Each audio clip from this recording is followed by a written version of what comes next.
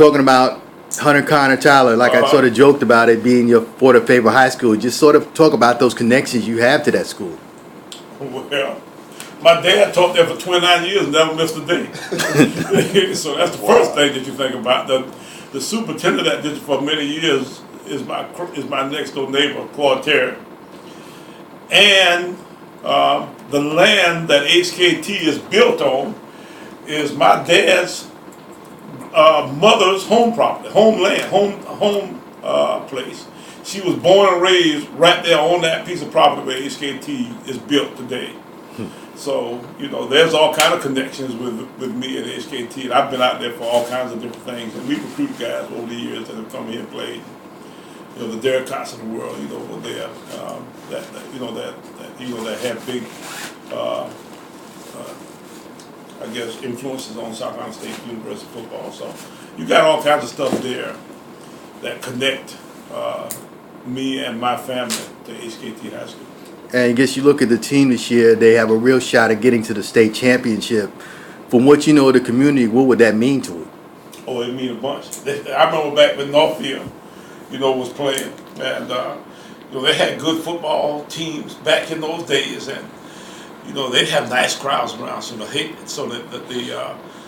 the Norway Springfield area crowd of Orangeburg School District 4, I'm sure, was extremely excited about Dan Holland and what he's done out there with that team. They've had some good teams over the years, and he's done a nice job with those kids the last couple of years. Just, I guess maybe you would know the mystery of how did they get to be called Hunter-Kinard Tyler then? I do. I know exactly how it became, because Mr. Hunter was one of the superintendents there, was one of the principals of the high school. I'm thinking about Kinard was maybe the superintendent of one district in Tyler. The Matthew Tyler's dad was the principal of Northfield High School back when they had the old black high school there. So those guys were the guys who the school district came together to make HKT. Yeah. Mm-hmm. Just this is the time of year, of course, with the playoffs. Just among the players, is it sort of a lot of high school pride among the players during the week when it comes upon sort of, I guess, going back and forth like their team's going to win here among the players?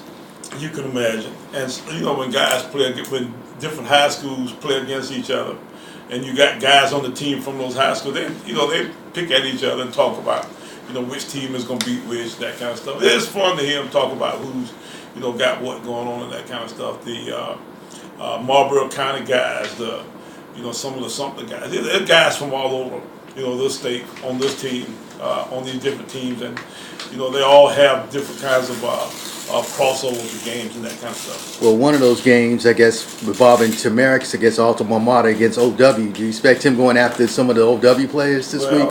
I guess we don't really have 2 or 3 guys on the team. Who we got from OW?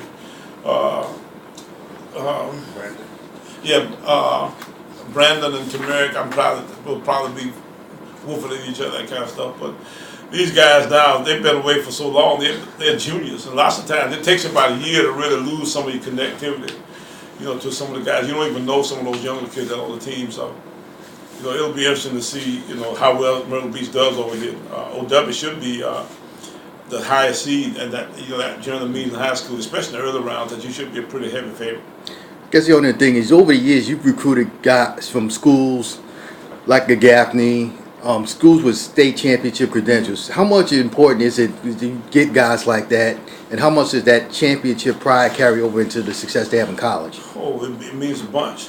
People who are used to being in programs where you're held accountable and pushed to a high level, have a tendency to continue to be that way after they move to college, and they want to have the same kind of experience and the same kind of success that they had in high school and in college. So you like having guys in your program who have been in real good programs, and a lot of that stuff carries over into your college career.